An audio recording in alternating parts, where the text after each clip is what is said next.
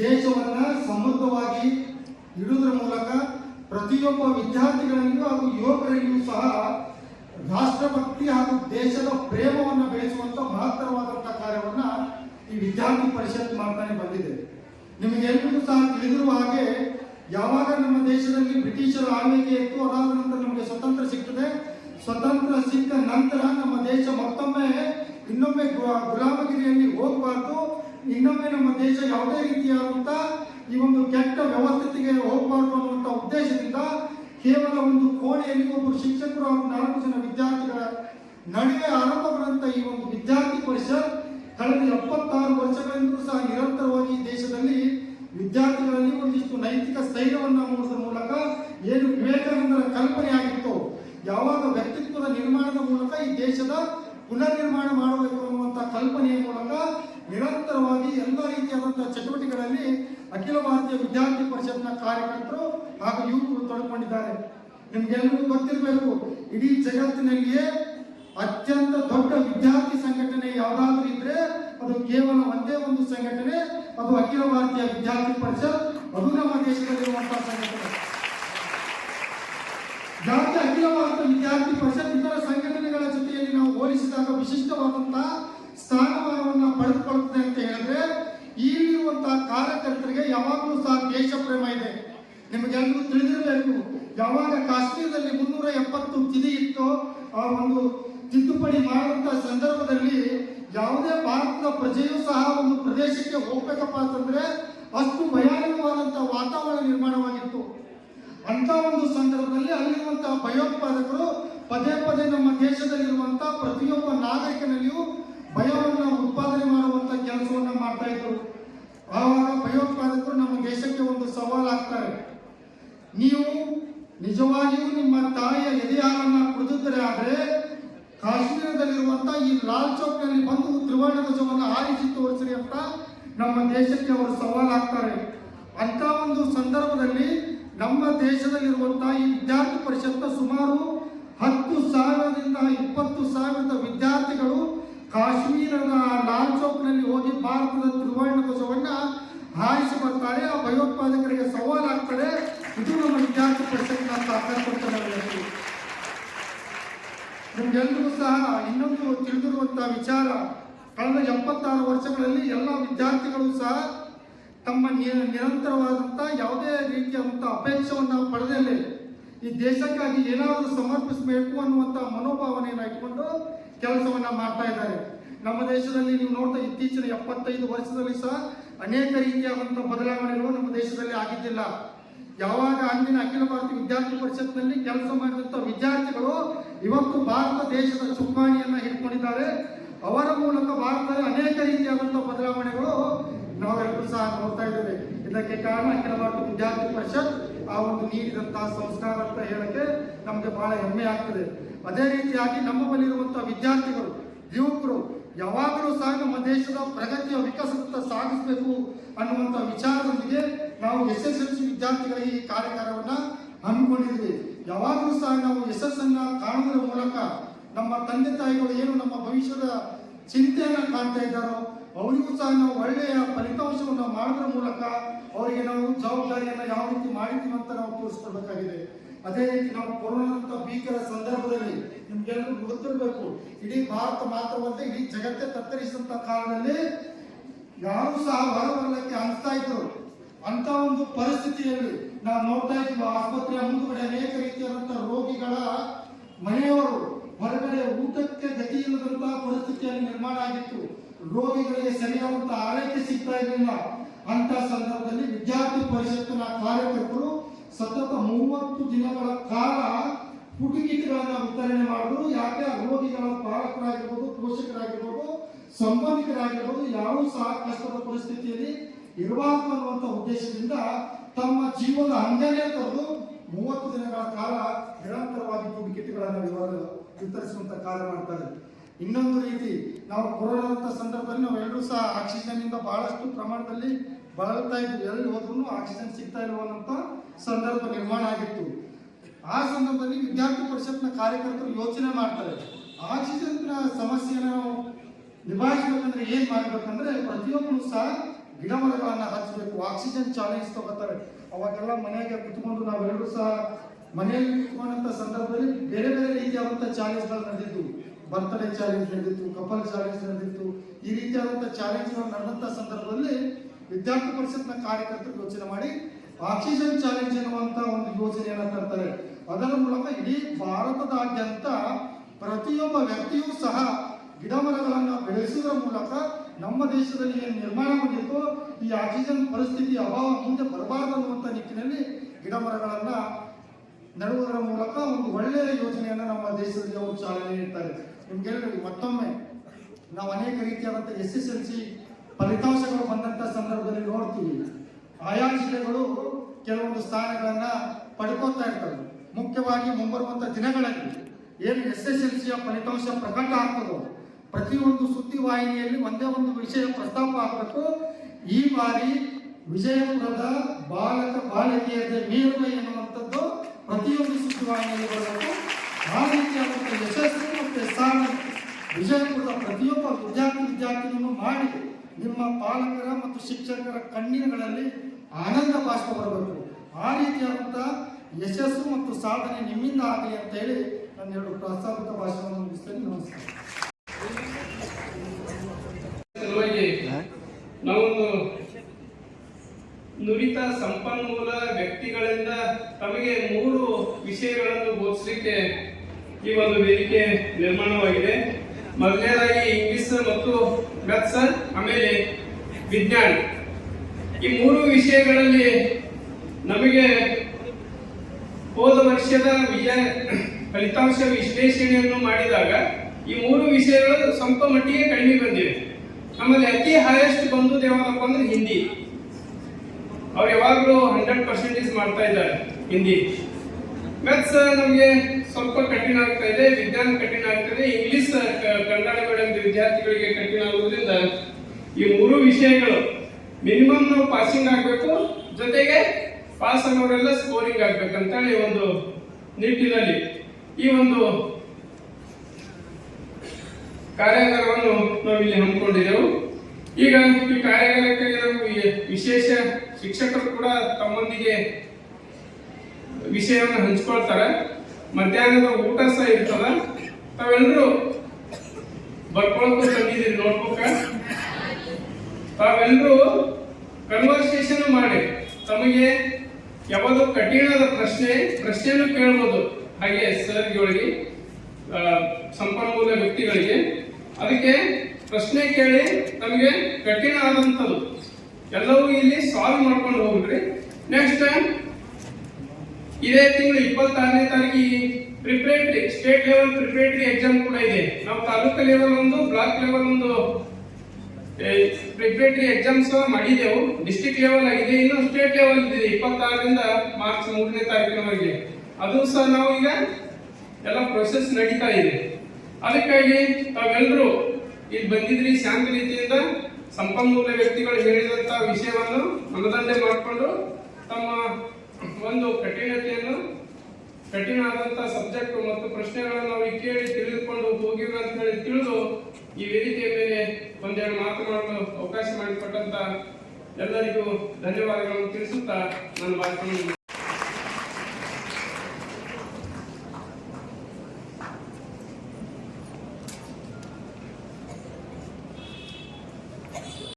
ಸಚಿನ್ ಕುರ್ಗೇರಿ ಅವರು ಮಾತನಾಡಬೇಕಾಗಿ ವಿನಂತಿ.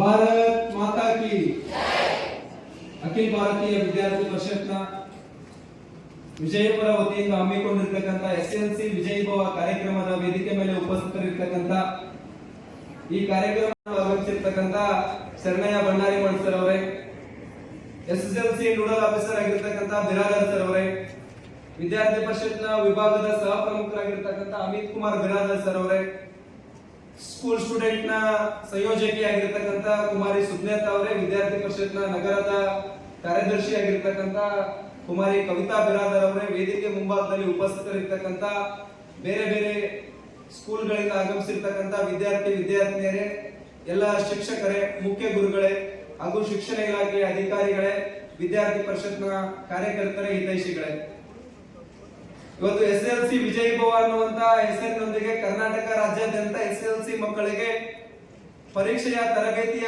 ಒಂದು ದಿನದ ಕಾರ್ಯಾಗಾರವನ್ನು ಮಾಡಬೇಕು. ಕರ್ನಾಟಕ ರಾಜ್ಯದ ಸರ್ಕಾರಿ ಮತ್ತು ಅನುದಾನಿತ ಶಾಲೆಗಳಲ್ಲಿ ಓದ್ತಾ ಇರತಕ್ಕಂತ ಮಕ್ಕಳ ಫಲಿತಾಂಶವನ್ನ ಹೆಚ್ಚಳ ಮಾಡುವಂತ ದೃಷ್ಟಿಯಿಂದ ಈ ಕಾರ್ಯಾಗಾರ ಸಹಕಾರಿ ಆಗಬೇಕು ಅನ್ನುವಂತ ಆಲೋಚನೆಯನ್ನ ಇಟ್ಕೊಂಡು ಇವತ್ತು ಕರ್ನಾಟಕದ ಎಲ್ಲ ಜಿಲ್ಲಾ ಕೇಂದ್ರಗಳಲ್ಲೂ ಕೂಡ ಈ ರೀತಿಯ ಕಾರ್ಯಕ್ರಮಗಳನ್ನ SLC ವಿಜಯಭವ ಅನ್ನುವಂತ ಹೆಸರಿನೊಂದಿಗೆ ವಿದ್ಯಾರ್ಥಿ ಪರಿಷತ್ ಮಾಡ್ಕೊಂಡು ಬರ್ತಾ ಇದೆ. ಒಂದು ವಿದ್ಯಾರ್ಥಿ ಸಂಘಟನೆಯಾಗಿ ಶೈಕ್ಷಣಿಕ ಕ್ಷೇತ್ರದಲ್ಲಿ ಕೆಲಸ ಮಾಡ್ತಾ ಇರ್ತಕ್ಕಂಥ ಸಂದರ್ಭದಲ್ಲಿ ಒಬ್ಬ ಸಾಮಾನ್ಯವಾಗಿರ್ತಕ್ಕಂಥ ವಿದ್ಯಾರ್ಥಿಯನ್ನ ಅವನಿಗೆ ಒಳ್ಳೆಯ ಮೌಲ್ಯಯುತವಾಗಿರ್ತಕ್ಕಂಥ ಶಿಕ್ಷಣ ಸಿಗ್ಬೇಕು. ಒಬ್ಬ ಕೇವಲ ವಿದ್ಯಾರ್ಥಿ ಅವನು ವಿದ್ಯಾರ್ಥಿ ಆಗದೆ ಸಮಾಜದಲ್ಲಿ ಆಗ್ತಾ ಇರ್ತಕ್ಕಂಥ ಎಲ್ಲ ಕ್ಷೇತ್ರಗಳಿಗೂ ಅವನು ಪ್ರಾಮುಖ್ಯತೆಯನ್ನ ಕೊಡಬೇಕು ಅನ್ನುವಂತ ವಿಚಾರ ವಿದ್ಯಾರ್ಥಿ ಪರಿಷತ್ ಆಗಿದೆ.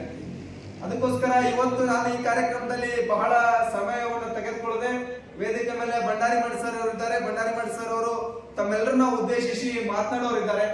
ಅದಕ್ಕೋಸ್ಕರ ಈ ಕಾರ್ಯಾಗಾರದ ಸಾರ್ಥಕತೆ ಆಗ್ಬೇಕಪ್ಪ ಅಂದ್ರೆ ತಾವು ಪೂರ್ಣ ಮನಸ್ಸು ಮತ್ತು ದೇಹವನ್ನ ಎರಡನ್ನೂ ಕೂಡ ಈ ಕಾರ್ಯಾಗಾರದಲ್ಲಿ ಇಟ್ಕೊಂಡು ನಮ್ಗೆ ಬಂದಿರತಕ್ಕಂತ ಏನು ನಮ್ಮ ಬೋಧನೆ ಮಾಡ್ತಾ ಇರ್ತಕ್ಕಂಥ ಅಧ್ಯಾಪಕರು, ನಮ್ಮ ಶಿಕ್ಷಕರು ಏನಿದ್ದಾರೆ ಅವ್ರು ಹೇಳಿರ್ತಕ್ಕಂಥ ವಿಷಯವನ್ನ ನಾವು ಮನದಟ್ಟು ಮಾಡಿಕೊಂಡು ನಾವು ಮುಂದೆ ಕೇವಲ ನಮ್ಗೆ SLC ಪರೀಕ್ಷೆಗಳು ಬಹಳ ದಿನ ಉಳಿದಿಲ್ಲ.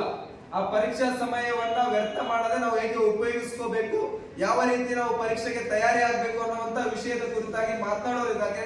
ಅದಕ್ಕೋಸ್ಕರ ಈ ಒಂದು ಕಾರ್ಯಾಗಾರದಲ್ಲಿ ಸಂಪೂರ್ಣವಾಗಿರ್ತಕ್ಕಂಥ ಸಮಯವನ್ನ ತಾವು ಕೊಟ್ಟು ಮುಂದಿನ SLC ಪರೀಕ್ಷೆಗೆ ತಯಾರಿ ಮಾಡ್ಕೊಳ್ಳೋದಕ್ಕೆ ತಾವೆಲ್ಲರೂ ಕೂಡ ರೆಡಿ ಆಗ್ಬೇಕು ಅನ್ನುವಂತ ಸಂದೇಶವನ್ನ ಹೇಳ್ತಾ ಈ ಕಾರ್ಯಕ್ರಮಕ್ಕೆ ಸಹಕರಿಸಿದಂತ ಶಿಕ್ಷಣ ಇಲಾಖೆಗೂ ಮತ್ತು ಎಲ್ಲ ಪ್ರೌಢಶಾಲೆಗಳ ಶಿಕ್ಷಕರಿಗೂ ಮತ್ತು ಮುಖ್ಯ ಗುರುಗಳಿಗೂ ಈ ಮೂಲಕ ನಾನು ವಂದನೆಗಳ ಅರ್ಪಿಸ್ತಾ ನನ್ನ ಮಾತನ್ನು ಮುಗಿಸ್ತಾ ಇದ್ದೇನೆ. ನಮಸ್ಕಾರ. ಕಾರ್ಯಕ್ರಮದಲ್ಲಿ ಉಪಸ್ಥಿತರಿರುವ SSLC ಮಕ್ಕಳಿಗೆ ಪರೀಕ್ಷೆಗೆ ತಯಾರಿ ಕುರಿತು ವಿಶೇಷ ಉಪನ್ಯಾಸ ನೀಡುವ ಆಗಮಿಸುವ ಶ್ರೀ ಶರಣಯ್ಯ ಭಂಡಾರಿ ಮಠ್ ಅವರು ಮಾತನಾಡಬೇಕಾಗಿ ವಿನಂತಿ. ಶಾರದಾಂಬೆ ಮೈಯ ಮರೆತು ತಲೆಯ ದೂಗಲಿ, ಶಾರದಾಂಬೆ ಮೈಯ ಮರೆತು ತಲೆಯ ದೂಗಲಿ. ಚಪ್ಪಾಳೆ ಹಾಡಬೇಕು ನಿಂತು ನೀವು ಒಟ್ಟು ಚಪ್ಪಾಳೆ ನಾನು ಖುಷಿ ಪಡಿಸ್ಬಿಡ್ತಾರೆ. ಶಾರದಾಂಬೆ ಮೈಯ ಮರೆತು ತಲೆಯ ದೂಗಲಿ,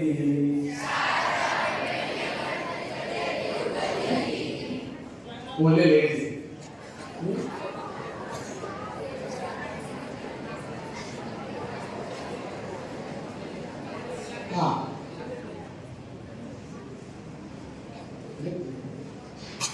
ಶಾರದಾಂಬೆ ಮೈಯ ಮರೆತು ತಲೆಯ ದೂಗಲಿ,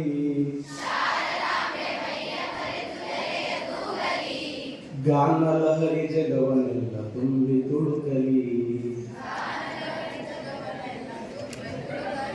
ನಷ್ಟ ಮಾಡಿರಿ ನೋಡಿ, ಅವಿಗಳು ಅಂತಲ್ಲ ಹಸ ಮಾಡಿಸೋದ್ರಿ. ವೇದ ಘೋಷ ಕಥೆಯ ಸೇರಿ ಶ್ರುತಿಯ ಬೆಳಗಲಿ, ಅಪ್ಪ ಮುಗಿದ ಕಾಸ ನೋಡಿ, ಅವಿಗಳು ಹಂಗಾಡ್ತಾರೆ. ವೇದ ಘೋಷ ಕಥೆಯ ಸೇರಿ ಶ್ರುತಿಯ ಬೆಳಗಲಿ, ಶ್ರುತಿಯ ಬೆಳಗಲಿ, ಗಾನ ಲಹರಿ ಜಗವನ್ನೆಲ್ಲ ತುಂಬಿ ತುಳುಕಲಿ.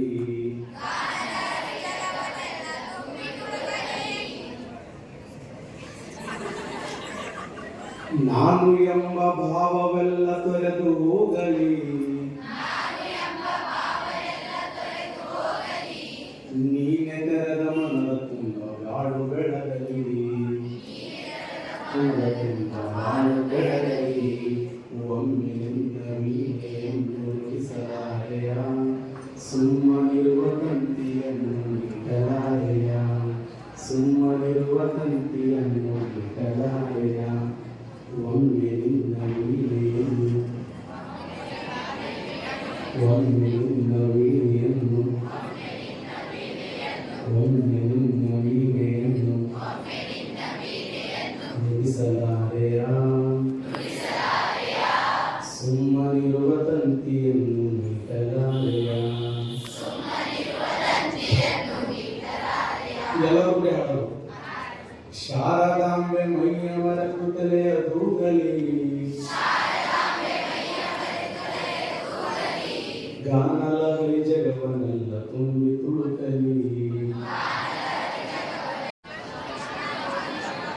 ಐದನೇದು ಯಾವ ನಿಮಗೆ ಗೊತ್ತದ ಒಟ್ಟು 5 ನದಿ ಇರ್ತಾವೆ. ಈಗ ಎಷ್ಟು ನದಿ ಐತೆ ಬಿಜಾಪುರದಾಗ? 5 ಯಾವ ಒಬ್ಬರು ಹೇಳಿ 5 ನದಿಗಳು ಹೇಳ್ತಾರೆ. ಕೃಷ್ಣ, ಮಲಪ್ರಭಾ, ಘಟಪ್ರಭಾ, ಯಾವುದು ಗೌಣಿ, ಇನ್ನೊಂದು Bhima. Very good. Yes, Karnataka Punjab ಅಂತ ಇರ್ತಾರೆ. ಕರ್ನಾಟಕ ಪಂಜಾಬ್ ಅಂತ ಯಾಕಂದ್ರು? ಪಂಜಾಬಲ್ಲಿ ಪಂಚನದಿ ನದಿ. ಪಂಜಾಬಲ್ಲಿ ಪಂಚನದಿ ಯಾವ ಅಂತಂದ್ರೆ ಪಂಜಾಬದಲ್ಲಿ ಸಟ್ಲೇಜ್ ನದಿ, ರಾವಿ ನದಿ, ಬಿಯಾಸ್ ನದಿ, ಜೀಲಂ ನದಿ, ಚೀನಾಬ್ ನದಿ. ಬಟ್ ಸಿಂಧೂ ನದಿ ಅದಲ್ಲ. ಅಲ್ಲಿ ಪಂಜಾಬವನ್ನ ಪಂಚನದಿಗಳನ್ನಾಡುವಂತಂದ್ರೆ ಕರ್ನಾಟಕ ರಾಜ್ಯವನ್ನ ಕರ್ನಾಟಕದ ಪಂಜಾಬ್ ಅಂತಂದ್ರು.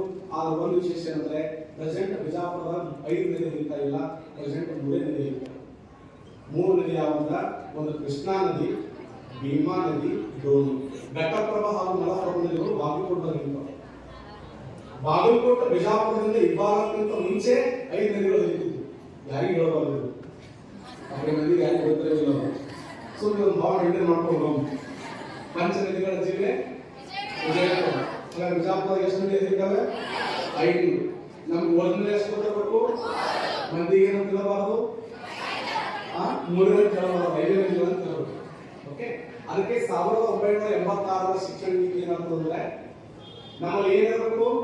ಸೃಜನಶೀಲತೆ ಇರಬೇಕು, ಏಕತೆ ಇರಬೇಕು, ನಮ್ಮಲ್ಲಿ ಸಚ್ಚಾರಿತ್ರ್ಯ ಇರಬೇಕು. ಅಷ್ಟೇ ಅಲ್ಲ, ಅದೇ 1986 ಶಿಕ್ಷಣ ನೀತಿ ಏನಂತಂದ್ರೆ ಮಕ್ಕಳು ಭತ್ತ ತುಂಬುವ ಚೀಲಗಳಾಗಬಾರದು, ಭತ್ತ ಬೆಳೆಯುವ ಗದ್ದೆಗಳಾಗಬೇಕು. ನಾವೇನು ಮಾಡ್ಬೇಕಂದ್ರೆ ಭತ್ತವನ್ನು ಉತ್ಪಾದನೆ ಮಾಡುವಂತ ಗದ್ದೆಗಳಾಗಬೇಕು, ಭತ್ತ ತುಂಬುವ ಚೀಲಗಳಾಗಬಾರದು. ಎಲ್ಲಿ ಒಂದು 1000 ರೂಪಾಯಿ, 2000 ರೂಪಾಯಿ, 3000 ATM ತುಂಬೋದಲ್ಲ, ಸಣ್ಣ ಪುಟ್ಟ ಹುದ್ದೆಗಳನ್ನು ಮಾಡೋದಲ್ಲ. ಅತ್ಯುನ್ನತವಾಗಿರುವಂತಹ ಹುದ್ದೆಗಳಲ್ಲಿ ಆ ಸಾಮರ್ಥ್ಯ ಇದೆ. ಜಮ್ಮು ಕಾಶ್ಮೀರದಲ್ಲಿ ನಿಮ್ಮ ವಯಸ್ಸಿನ ಒಬ್ಬ ವಿದ್ಯಾರ್ಥಿ ಇದ್ದಾಳೆ, ನೀವು 15-16 ವಯಸ್ಸು, ನಿಮಗಿಂತ ಒಂದೇ ಒಂದು ವರ್ಷ ಉನ್ನತವಾಗಿರುವಂತಹ ಒಂದು ಹುಡುಗಿ. ಅವಳ ಹೆಸರು ಏನು? ರಿಷಲಾ ದೇವಿ ಅಂತ. ಅವಳ ಹೆಸರು ಏನು? ಜಮ್ಮು ಕಾಶ್ಮೀರದ ಗರ್ವಾರ ಜಿಲ್ಲೆಯಲ್ಲಿ ಅವಳು ಹುಟ್ಟುತ್ತಾಳೆ. ಅತ್ಯಂತ ಬಡ ಕುಟುಂಬದಲ್ಲಿ. ತಂದೆ ಒಬ್ಬ ರೈತ, ತಾಯಿ ಕುರಿಯನ್ನ ಕಾಯುವಂತ ಹೆಣ್ಣು. ಅವಳಿಗೆ ಜನನದ ಸಂದರ್ಭದಲ್ಲಿ ಅವರ ತಾಯಿಗೆ ಕೆಲವೊಂದು ರೋಗಗಳು ಅಟ್ಯಾಕ್ ಆಗಿದ್ದರಿಂದ ಆ ಮಗು ಹುಟ್ಟಿದ್ದು 2 ಕೈಗಳಿಲ್ಲ, ಬರೀ ಕಾಲುಗಳು. ಒಂದನೇ ಮಗಳು ಹೆಣ್ಣು, 2ನೇ ಮಗಳು ಹೆಣ್ಣು, 3ನೇ ಮಗಳು ಹೆಣ್ಣು. 3ನೇ ಮಗಳು ಹೆಣ್ಣಾಗಿ ಹುಟ್ಟಿದ್ದರಿಂದ ಅವ್ರ ಮನೆಯಲ್ಲಿ ಅಲಕ್ಷ್ಯ ಮಾಡ್ತಾರೆ. ಅದಕ್ಕೆ ಬಗ್ಗೆ ಕೇರೆ ಮಾಡೋದಿಲ್ಲ, ಸುಮ್ಮನೆ ತಿರುಗಾಡು, ಆಸೆ ಮಾಡಿ ಕೈ ಇಲ್ಲ. ಅವಳು ಏನ್ ಮಾಡ್ತಾರ? ತನ್ನ ಕಾಲುಗಳ ಮೂಲಕ ಗಿಡ ಹತ್ತಲು ಶುರು ಮಾಡ್ತಾರೆ. ತನ್ನ 2 ಕಾಲುಗಳ ಗಿಡ ಹತ್ತುದು ಇಳಿದು. ಒಂದಿನ ಜಮ್ಮು ಕಾಶ್ಮೀರದಲ್ಲಿ ಭಾರತದ ಸೈನ್ಯ ಒಂದು ವಿಶೇಷ ತರಬೇತಿಯಲ್ಲಿ ಪಾಲ್ಗೊಂಡಿತ್ತು. ಆ ತರಬೇತಿಯಲ್ಲಿ ಪಾಲ್ಗೊಂಡಾಗ ಆ ಹೆಣ್ಣುಮಕ್ಕಳು ಹೋಗಿ ನಿಂತ್ಕೊಂಡು ನೋಡುವಾಗ ಒಬ್ಬ ಸೈನಿಕರು ಹೇಳಿದ್ರು, ಸರ್ ನೀವೇನೋ ಪ್ರಾಕ್ಟೀಸ್ ಮಾಡ್ತಿರಲ್ಲ, ನಾನು ಪ್ರಾಕ್ಟೀಸ್ ಮಾಡಿದ್ದೀನಿ. ಅವಾಗ ಸೈನಿಕರು ಏನ್ ಪ್ರಾಕ್ಟೀಸ್ ಮಾಡಿ? ಗಿಡ ಹತ್ತು ಪ್ರಾಕ್ಟೀಸ್ ಮಾಡಿ. ಏನೇ ಕೈಯೇ ಇಲ್ಲಲ್ಲ, ಬಿಟ್ಟು ನೋಡಿ ನಾನು ಗಿಡ ಹತ್ತೀನಿ. ಕಾಲುಗಳ ಮೂಲಕ 3 ಬಾರಿ ಸತತವಾಗಿ ಒಂದೇ ಉಸಿರಿನಲ್ಲಿ ಗಿಡ ಹತ್ತಿ ಕೆಳಗಿದಾಗ ಸೈನಿಕರನ್ನು ಇವಳಲ್ಲಿ ಒಂದು ಏನೋ ಶಕ್ತಿ ಇದೆ ಅಂತೆ. ನಿಮ್ ತಂದೆ ಏನ್ ಮಾಡ್ತಾರೆ? ನಮ್ಮ ತಂದೆ ರೈತರಲ್ಲ, ನಿಮ್ ತಾಯಿ ಪ್ರಿಯನ ಕೈತಾಳ, ಹಾಗಾಗಿ ನಮ್ಮ ಜೊತೆ ಬರ್ತೇನೆ, ಬರ್ತೀನಿ, ನಾವು ಟ್ರೈನಿಂಗ್ ಕೊಡ್ತೀವಿ. ಏನ್ ಟ್ರೈನಿಂಗ್ ಅಂತಂದ್ರೆ ಬಾಣ ಹೊಡೆಯೋ ಟ್ರೈನಿಂಗ್. ಕಾಲಗಳ ಮೂಲಕ ಬಾಣ ಹೊಡೆಯಕ್ಕೆ ಶುರು ಮಾಡಿದ್ರು. ಹೆಂಗ್ ಹೊಡೆದ್ರು ಬಾಣ ಅಂತಂದ್ರೆ ಕರೆಕ್ಟ್ ಗುರಿ ಅಂದ್ರೆ ಗುರಿ. ವಯಸ್ಸಷ್ಟು ನಿಮ್ಮ ವಯಸ್ಸೇ ಅವರು, ಅದನ್ನ ಹೇಳಕ್ಕೆ ನಾನು ಬಾಣಗಳ ಮೂಲಕ ಕಾಲಗಳ ಮೂಲಕ ಬಾಣ ಹೊಡೆದ್ರೆ ಕರೆಕ್ಟ್ ಪಾಯಿಂಟ್ ಹೋಗಿ ಬೀಳುತ್ತವ್ರು. ಪ್ರಾಕ್ಟೀಸ್ ಮಾಡ್ತಾ ಅದು ಪೂರ್ತಿ ಸಿಲೆಬಸ್ ಮುಗಿತನ 5 ರೂಪಾಯಿ. ಈಗ ನಮ್ಮ ದೋಸ್ತರಿಗೆಲ್ಲ ಫೀ ಕೇಳೋರು, ನಮಗೂ ಫೀ ಕೇಳೋರು. ನಾವು ಹೇಳೋರು ತೊಗರಿ ರಾಶಿ ಬಂದಾಗ ಕೊಡ್ತೀವಿ ಅಂತ. ಅವ್ರು ಒಂದು ವೇಳೆ ಹೆಚ್ಚಿಗೆ ಕೇಳಕತ್ತಾರ ಅಂತಂದ್ರೆ ಬಿಟ್ಟು ಎದ್ದು ಬಿಡೋರು. ಅರ್ಧಂಬರ್ಧ ಆದ್ರೂ ಕೂಡ ನಾನು SSLC ಅನ್ನ 66% ಮಾಡಿದೆ. ನಿಮ್ಮಟ್ಟಂತೂ ಮಾಡೋಕ್ಕಾಗಲ್ಲ. ನೀವು 90 ಮ್ಯಾಗ ಮಾಡಿ, ನೀವು 90 ಮ್ಯಾಗ ಮಾಡ್ತೀರ. ಆದ್ರೂ ಕೂಡ ನಾ 66% ಮಾಡಿದೆ. PUC 84 ಮಾಡಿದೆ. ಡಿಗ್ರಿಯಲ್ಲಿ ಗೋಲ್ಡ್ ಮೆಡಲ್ ತಗೊಂಡೆ ಇತಿಹಾಸದಲ್ಲಿ. ಮುಂದೆ ಅನ್ನ ಕಡಿಮೆ ಸೆಲೆಕ್ಟ್ ಆದೆ. 7 ಗೌರ್ಮೆಂಟ್ ಜಾಬ್ ಕೊಂಡೆ ನಾನು. 7 ದೊಡ್ಡ ಮೊದಲನೆಯಲ್ಲ. ಇದೇ ಉತ್ತರ ಕರ್ನಾಟಕದ ಭಾಷೆಯಲ್ಲಿ ಅನ್ನ ಕಡಿಮೆ ಅಂತ ಒಂದು ಆ್ಯಪ್ ಇದೆ. ಅದರಲ್ಲಿ ಮನದೇವರ ಮನೆ ಕ್ಲಾಸ್ ಕೇಳ್ತಿರ್ತಾರೆ, ಯಾರ ಕಾಂಪಿಟೇಷನ್ ಓದ್ತಾರೆ. ದೇಶಕ್ಕೆ 6 ಬಾರಿ ನಂಬರ್ 1 ಬಂದಿದೆ. ಅದು ಬಿಜಾಪುರ ಭಾಷೆ, ಬೆಂಗಳೂರು ಭಾಷೆ ಅಲ್ಲ, ಬಿಜಾಪುರ ಕನ್ನಡ ಭಾಷೆ ಬಳಸ್ಕೊಂಡು. ಅಂದ್ರೆ ನಾ ಯಾಕೆ ಮಾತಾಡೋದಕ್ಕೆ ಅಂದ್ರೆ, ನಾವು ಕನ್ನಡ ಮಾಧ್ಯಮದವರು ಅದೀವಿ, ನಾವು ಹಿಂದುಳಿದವರು ಅದೀವಿ, ನಾವು ಗ್ರಾಮೀಣ ಅದೀವಿ, ನಾವು ಸರ್ಕಾರಿ ಶಾಲೆಗೆ ಕಲ್ತೀವಿ, ನಮ್ಗೆ ಅದು ಬರಂಗಿಲ್ಲ ಇದು ಬರಂಗಿಲ್ಲ ಅಂತ ಹೇಳ್ತೇವಂದ್ರೆ ಅಲ್ಲೇ ನನ್ನ ಪ್ರಕಾರ ಮಾರ್ಕ್ಸ್ ಇಂಪಾರ್ಟೆಂಟ್ ಅಲ್ಲ, ನೀವು ಎಷ್ಟು ಅಂಕಗಳನ್ನು ಗಳಿಸ್ತಾರೆ ಇಂಪಾರ್ಟೆಂಟ್ ಅಲ್ಲ, ನಿಮ್ಮ ಸೃಜನಶೀಲತೆ ನಿರಂತರವಾಗಿ ಎಷ್ಟು ಓದ್ತೀರಿ. ನಮ್ಮ ಫ್ರೆಂಡ್ ಇದ್ದ 2 ಸಲ SLC ಫೇಲ್, 2 ಸಲ SLC ಫೇಲ್, ಮಾತಾಡಕ್ ಬರಂಗಿಲ್ಲ ಅವ್ನಿಗೆ. ಮಾತಾಡ್ತಾನೆ ಆರಾಮಾಗಿ ನಾವು ಅವ ನಮ್ಮ ರೂಮ್ಮೇಟ್ ಡಿಗ್ರಿಯಲ್ಲಿ ಓದ್ತಾ ಈಗ ಸಿವಿಲ್ PSC ಅವನು ಬೆಂಗಳೂರಿನಲ್ಲಿ PSI ಸೇವೆ ಮಾಡ್ತಾ ಇದ್ದಾನೆ. SSLC 2 ಸಲ ಫೇಲ್ ಅಂದ್ರ SSLC ಅನ್ನುವಂಥದ್ದು ಅಥವಾ PUC ಅನ್ನುವಂಥದ್ದು ನಮ್ಮ ಅಂಕಗಳ ಮಾನದಂಡವಾಗಿರುತ್ತದೆ ಹೊರತು ಅದೇ ನಮ್ಮ ಜೀವನ ಅಲ್ಲ. ಅದಕ್ಕೆ ಚಂದ ಓದ್ಕೊಳ್ಳಿ, ಎಷ್ಟು ಸಾಧ್ಯ ಅಷ್ಟು ಓದಿ, ಒಳ್ಳೆ ಅಂಕಗಳು ಹೆಚ್ಚಾಗಲಿ ಕಡಿಮೆ ಆಗಲಿ, ಈ ಓದುವಂತ ಸೃಜನಶೀಲತೆ ಇಲ್ಲ, ಅದು ಬಹಳ ಮುಖ್ಯ. ಆದ್ರೆ ಹೆಂಗ ನಾವು ಓದಬೇಕು ಅಂದ್ರೆ ನಾನು SLC ಹೇಳಿದೆ, ಕನ್ನಡದಲ್ಲಿ 1ನೇ ಚಾಪ್ಟರ್ ನಮ್ಮ ಭಾಷೆ ಅಂತ ಇತ್ತು, ಅಳು ನಗುವಂತ ಒಂದು ಚಾಪ್ಟರ್ ಇತ್ತು, MS ಉತ್ತಪ್ಪ ಅವರು ತ್ಯಾಗಮಯ ಅಂತ ಒಂದು ಚಾಪ್ಟರ್ ಇತ್ತು. ನಾವು ಅವತ್ತು ಹೆಂಗಾಗಿ ಬರ್ತಿದ್ದೆವು ಅಂದ್ರೆ ನಮ್ಮ ಬಾರಿ ಬರ್ತಿದ್ದೆವು. ಒಬ್ಬರು ಕನ್ನಡ ಟೀಚರ್ ಇದ್ರು, ಅವರು ಕನ್ನಡ ಟೀಚರ್ ಅವರಿಗೆ ಪೂರಾ ಪ್ಲೇ ಹೋಗಿ ಬಂದಿತ್ತು. ಆ ಪ್ಲೇ ಹೋಗಿ ಬಂದಾಗ 8 ಸಾಯ್ತಾರ, 2 ಮಕ್ಕಳು ಇರ್ತಾರೆ. ಕನ್ನಡ ಶಾಲೆಗೆ ಒಬ್ಬರು ಶಿಕ್ಷಕರು ಬರ್ತಾರೆ, ಅಂದ್ರೆ ಇನ್ಸ್ಪೆಕ್ಟರ್ ಬರ್ತಾರೆ. 2 ಮಕ್ಕಳು ಹೋಗ್ಬಿಟ್ಟು ಬಂದು ಅಪ್ಪಿಕೊಂಡ್ಬಿಡ್ತಾರೆ. ಅಪ್ಪಿಕೊಂಡಾಗ ಅವ್ರನ್ನ ಸರ್ ಡಿಸ್ಮಿಸ್ ಮಾಡ್ತಾರೆ, ನೀವು ಹೆಚ್ಚುವರಿ ಮಕ್ಕಳನ್ನ ಯಾಕೆ ಕೊಡ್ರಿ ಶಾಲೆ ಅಂತ ಹೇಳಿ. ಅವಾಗ ಸರ್ ಅಂತಾರೆ, ನನ್ನ ಹೆಣ್ಣು ಸತ್ತಾಗೂ ಇಷ್ಟು ದೂರ ಆಗಿರಲಿಲ್ಲ, ಆದ್ರೆ ನನ್ನ ಶಾಲೆಯಿಂದ ಹೊರಗಾಕಿ ಜುರ್ಮಾನೆ ಹಾಕಿ ನಾನು ಡಿಸ್ಮಿಸ್ ಮಾಡಿದ್ರಲ್ಲ. ಅದು ತ್ಯಾಗಮಯ ಅಂದ್ರೆ ಅವರ ಜೀವನದಲ್ಲಿ ಆ ಶಿಕ್ಷಕ ಹುದ್ದೆ ಬಗ್ಗೆ ಇರುವಂತಹ ಪ್ರೀತಿ. ಇವೆಲ್ಲ SLC ನಾವು ಓದಿದಂತ ವಿಚಾರಗಳನ್ನು ಯಾಕೆ ಹೇಳಾಕತ್ತೀನಿ ಅಂದ್ರೆ, ನಿಮ್ಗೆ ಅಗಾಧವಾಗಿರುವಂತ ನೆನಪಿಶಕ್ತಿ ಇರ್ತದ. ಓದುವಂತ ಸಮಯದಲ್ಲಿ ಒಂದು ಎಚ್ಚರ ಆಗ್ಬೋದು, ಕಡಿಮೆ ಆಗ್ಬೋದು, ಆದ್ರೆ ಜೀವನವನ್ನು ಯಾರು ಗೆಲ್ತಾರಲ್ಲ ಅವರು ಸಕ್ಸಸ್. ಉತ್ತರ ಪ್ರದೇಶದಲ್ಲಿ ಒಬ್ಬ ಫುಟ್ಬಾಲ್ ಆಟಗಾರ, ಅವಳ ಹೆಸರು ಅರುಣಿಮಾ ಸಿನ್ಹಾ ಅಂತ ಹೇಳಿ. ಉತ್ತರ ಪ್ರದೇಶದಲ್ಲಿ ಫುಟ್ಬಾಲ್ ಆಟಗಾರ್ತಿ ಅರುಣಿಮಾ ಸಿನ್ಹಾ ಅಂತ ಹೆಣ್ಣುಮಗಳು, ಅವಳು ಫುಟ್ಬಾಲ್ ಆಡ್ತಿದ್ರು, ವಾಲಿಬಾಲ್ ಆಡ್ತಿದ್ರು. ದಿನದಲ್ಲಿ ಟ್ರೈನ್ ಇಂದ ಅವಳಿಗೆ ಅವಮಾನ ಮಾಡಿ ಅವಳಲ್ಲಿರುವಂತ ಬಂಗಾರ ಕಸ್ಕೊಂಡು ದುಡ್ಡು ಕಸ್ಕೊಂಡು ಎಸೆದ್ರು. ಟ್ರೈನ್ ಕೆಳಗಿದ್ರು. ಇನ್ನೊಂದು ಟ್ರೈನ್ ಬಂತು, ಆ ಟ್ರೈನ್ ಹೊಡೆದಕ್ಕೆ ಒಂದು ಕಾಲೇ ಕಟ್ಟಾಯಿತು. ಒಯ್ದು ದವಾಖಾನೆ ಬೆಡ್ ಮೇಲೆ ಹಾಕಿದ್ರು. ಡಾಕ್ಟರ್ ಹೇಳಿದ್ರು, ಏನ್ ಮಾಡ್ತೇವೆ ಮನೆ ಕೆಲಸ, ನಾ ಸ್ಪೋರ್ಟ್ಸ್ ಮನ್ ಅದೀನಿ ಅಂದ್ರೆ ಮುಗಿತು ನಿನ್ ಜೀವನ, ನಿನ್ ಲೈಫ್ ಮುಗಿತು. ಹೊತ್ತಿಗೆ ಸ್ಪೋರ್ಟ್ಸ್ ಮನ್ ಇದೆಯಲ್ಲ, ಇನ್ನು ಮುಂದೆ ಆಟ ಆಡಕ್ ಬರೋದಿಲ್ಲ. ಲೈಫ್ ಮುಗಿತು ಅಂದಾಗ ಹೆಣ್ಣು ಅಂತಾಳೆ, ನನ್ನ ಲೈಫ್ ಮುಗಿದು ಇನ್ನೂ ಆಯ್ತಾ, ಯಾಕೆ ಜೀವಂತ ಇದಿರಲ್ಲ, ನಾ ಜೀವಂತ ಇದ್ದೀನಿ, ನನ್ನ ಲೈಫ್ ಮುಗಿದಿಲ್ಲ. ನನ್ನ ದೇಹಕ್ಕೆ ಅನುಭವಿಸಲಾಗಿರಬಹುದು, ನನ್ನ ಮನಸ್ಸಿಗೆ ಅನುಭವಿಸಲಾಗಿಲ್ಲ ಅಂತ ಹೇಳಿ ಅವತ್ತೇ ಶಪಥ ಮಾಡ್ಕೊಳ್ಳೋದು ಬೆಟ್ಟ. ನಾನು ಏನ್ ಶಪಥ ಮಾಡಿದ್ರು ಅಂದ್ರೆ, ನಾನು ಜಗತ್ತಿನಲ್ಲಿ ದೊಡ್ಡ ಸಾಧನೆ ಮಾಡಬೇಕು, ಒಬ್ಬ ವಾಲಿಬಾಲ್ ಆಟಗಾರರಾಗಿ ಮಾಡ್ತೀನೋ ಗೊತ್ತಿಲ್ಲ, ಆದ್ರೆ ನನ್ನ ಕಾಲ್ ಕಟ್ಟಾಗ್ಯಾವ ಅಂತಂದ್ರೆ ನನ್ನ ದೇಹಕ್ಕೆ ಅನುಭವಿಸಲಾಗಿರಬಹುದು, ನನ್ನ ಮನಸ್ಸಿಗೆ ಅನುಭವಿಸಲಾಗಿಲ್ಲ ಅಂತ ಹೇಳಿ ಪ್ರಪಂಚದ 7 ಪರ್ವತಗಳನ್ನು, ಏಷ್ಯಾ ಖಂಡದ ಅತಿ ಎತ್ತರವಾದ ಶಿಖರ, ಆಫ್ರಿಕಾ ಖಂಡದ ಅತಿ ಎತ್ತರವಾದ ಶಿಖರ ಮೌಂಟ್ ಕಿಲಿಮಾಂಜರೋ, ಉತ್ತರ ಅಮೆರಿಕದ ಅತಿ ಎತ್ತರವಾದ ಶಿಖರ ಮೌಂಟ್ ಮ್ಯಾಕ್ ಕಿನ್ಲೆ, ದಕ್ಷಿಣ ಅಮೆರಿಕದ ಅತಿ ಎತ್ತರವಾದ ಶಿಖರ ಅರ್ಜೆಂಟೈನ್ ದೇಶದ ಅಕಂಕಾಗುವಾ, ಆಸ್ಟ್ರೇಲಿಯಾ ಖಂಡದ ಅತಿ ಎತ್ತರವಾದ ಶಿಖರ ಓಸಿಸ್ಕೋ, ಅಂಟಾರ್ಟಿಕ್ ಖಂಡದ ಅತಿ ಎತ್ತರವಾದ ಶಿಖರ ವಿನ್ಸನ್ ಮ್ಯಾಸಿಕ್, ಯುರೋಪ ಖಂಡದ ಅತಿ ಎತ್ತರವಾದ ಶಿಖರ ಮೌಂಟ್ ಎವರೆಸ್ಟ್. ಪ್ರಪಂಚದ 7 ಪರ್ವತಗಳನ್ನು ಹತ್ತಿ ಆ 7 ಪರ್ವತಗಳ ಮೇಲೆ ಇಂಡಿಯಾದ ಧ್ವಜವನ್ನು ಹಾರಿಸಿದ ಭಾರತದ